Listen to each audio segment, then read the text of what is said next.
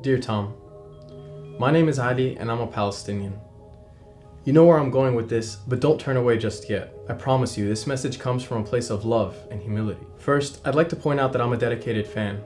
I've been to many of your concerts and I have your music on repeat. Your music's been both inspirational and reflective. But for me, as I know for you, it's not just about the music. It's about how you use your talent to make art that speaks to the human condition. I remember at a concert in Paris when I watched you perform Everything in Its Right Place with a Tibetan flag over your piano. As a descendant of a stateless people, this act of solidarity spoke volumes to me. But almost instantly, another thought appeared to me.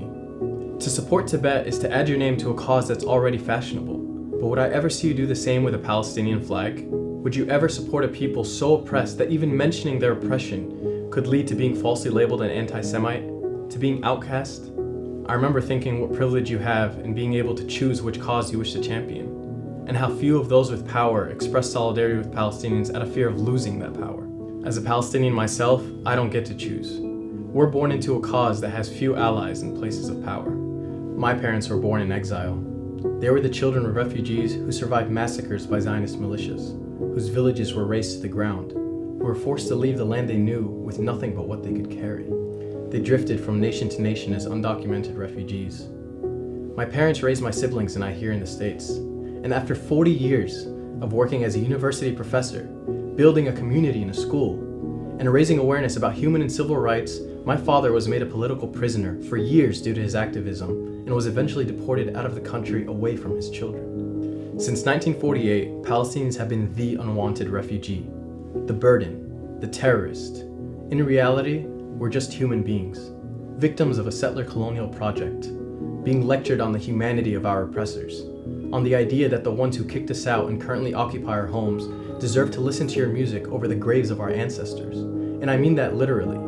The venue you're performing in Tel Aviv was built over a Palestinian village that was razed and massacred by Zionist settlers. I know what you might be thinking. If we can play in Trump's America, we can play in Netanyahu's Israel. Look at it this way. There is no organized boycott effort when it comes to America, but there is an ongoing international effort when it comes to Palestinian rights. In 2005, Palestinians called on the international community to adhere to a cultural, academic, and economic boycott of Israel until it complies with international law. Many prominent global artists, athletes, and academics, including Israelis themselves, are part of this movement, despite facing isolation and threats from the more prominent fascist currents in their society. Because the fact of the matter is, just as apartheid South Africa was, Israeli society is shaped by racism both structurally and within the population itself, where segregation is actively practiced, along with land theft and violence against the indigenous population, committed with complete impunity in defiance of international law. Palestinian civil society has reached a consensus that boycott, divestment, and sanctions is the best chance to resist.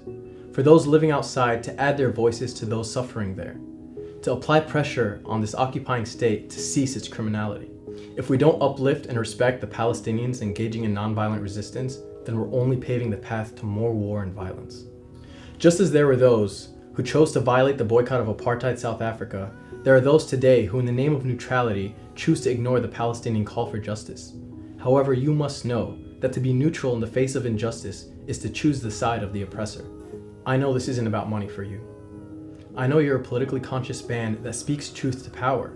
It's one of the reasons I love you guys so much, and it's why you playing in Israel hurts that much more. So what is this about? Is this about trying to reach your fans there? If so, what about your Palestinian fans? Will you play loud enough to reach over the apartheid wall? Will you visit the village of Bilain, home of the broken camera, where nonviolent resistance still gets you killed? I believe that being a fan is more than just consuming your work and making you rich. Beyond the culture of celebrity worship is a two-way street. If I'm truly your fan, and if I truly care about you, then it is my duty to respectfully hold you accountable.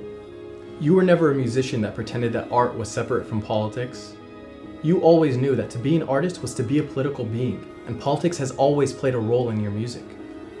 As an artist with global reach and influence, you now have a decision to make. Will you allow your voice to be used to normalize a brutal occupation that continues to be the source of misery for millions? Or will you use it to speak for those who don't have a voice in the halls of power? Tom, which side of history will you be on?